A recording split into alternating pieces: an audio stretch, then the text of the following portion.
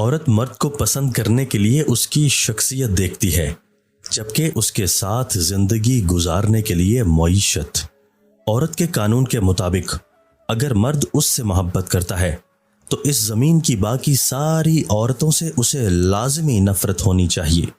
عورت کو اپنا من چاہا سکون اپنے پسند کے مرد کی باہوں میں آ کے ملتا ہے۔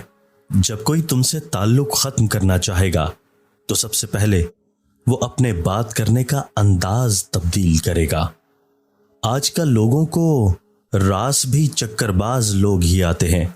مخلص اور وفاداروں کو تو ذہنی مریض اور خاندانی پاگل ہونے کے لقب سے نواز دیا جاتا ہے۔ ہر وہ شخص گھٹیا کردار کا مالک ہے جو کسی کے دل میں جگہ بنانے کے بعد اس سے بہتر کی تلاش میں رہتا ہے۔